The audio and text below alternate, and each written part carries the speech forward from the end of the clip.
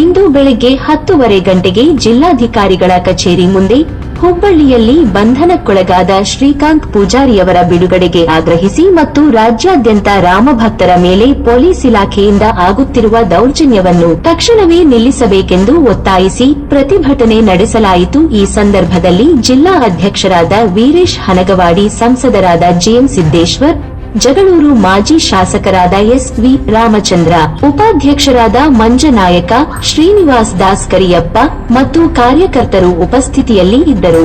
ವರದಿ ಶಿವಯೋಗಿ ಹಿರೇಮಠ್, ವಿಜಯ voice news Kannada, Davanagere.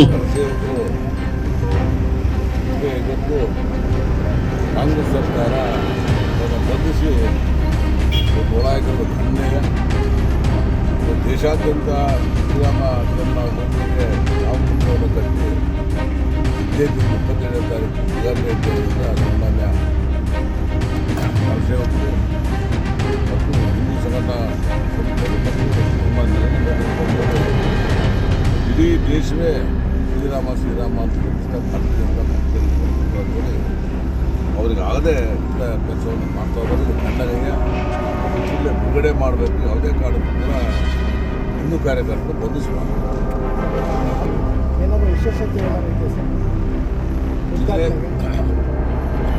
ಜಿಲ್ಲೆಯಿಂದ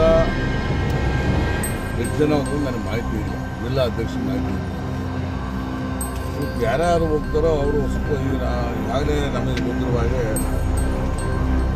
ಹಿಂದಿನ ಕಾರ್ಯಕರ್ತರು, ಕಾರ್ಯಸೇವಕರು ಇರ್ಬೋದು ಅಥವಾ ಶ್ರೀರಾಮ ಕಮಿಟಿ ಇರ್ಬೋದು, ಇವತ್ತು ಯಾರು ಈಗ ಬರಬೇಡ್ರಿ, ಭಾಳ ಜನ ಕಲ್ಲಾಗ್ತದೆ ಹೋಗದಂಗಿದ್ದು ಒಂದು 15 ದಿವಸ ಆದಮೇಲೆ ಶ್ರೀರಾಮ ದೇವಸ್ಥಾನಕ್ಕೆ ಬರೋದು ಒಳ್ಳೆಯದು ಅಂತ ಅಭಿಪ್ರಾಯ. ನಾನು ಕೂಡ ಹೋಗೋದು ನನಗೆ ಗೊತ್ತು, ನಮ್ಮ ಜಿಲ್ಲೆ ಯಾರಿಲ್ಲ, ನನಗಂತೂ ಬಂದಿಲ್ಲ, ನನಗೆ ಇಲ್ಲ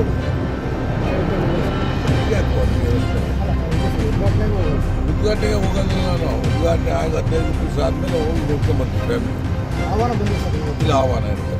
ಈಗ ಯಾರಿಗೂ ಬಿಡೋದಿಲ್ಲ ಅಲ್ಲಿ ಒಳಗೆ. ಈಗ ಭಾಳ ಜನ ದೂರ ಇರ್ತಾರೆ, ಮತ್ತು ಹೊರದೇಶದಿಂದ ಕೂಡ ಭಾಳ ಜನ ಬರೋದ್ರಿಂದ ಇವತ್ತು ಅಲ್ಲಿ ಯಾರನ್ನೂ ಬಿಡೋದಿಲ್ಲ ಒಳಗೆ. ಹೊರಗಡೆ ಸುತ್ತಾಡ್ಕೊಂಡ್ಬರ್ಬೇಕು. ಅದಕ್ಕೆ ನಾವೇ ನಮಗೆ ಆಹ್ವಾನ ಬಂದಿಲ್ಲ.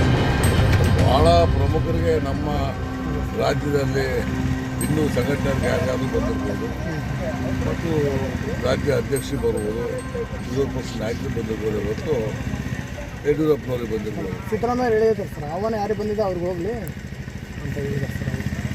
ಅಲ್ಲ, ಅವ್ರಿಗೆ ಹೋಗ್ಬಾರ್ದು, ಒಳ್ಳೆಯದು. ಹೋಗ್ಬಂದರೆ ಸ್ವಲ್ಪ ರಾಮನ ಬಗ್ಗೆ ತಿಳಿಯುತ್ತೆ ಸಿದ್ದರಾಮಯ್ಯನವ್ರಿಗೆ.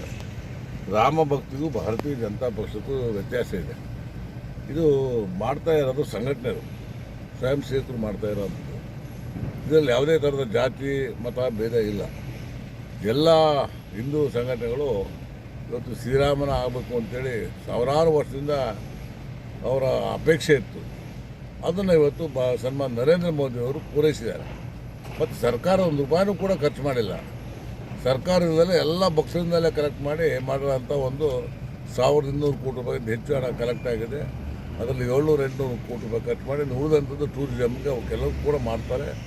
ಇಂಥ ಒಂದು ಮಾಡಿರೋದು ನಿಜಕ್ಕೂ ಕೂಡ ದೇಶದಲ್ಲಿ ಒಂದು ದೊಡ್ಡ ಮಹತ್ವವಾದ ಕೆಲಸ ಮಾಡಿದಂಗಾಗುತ್ತೆ.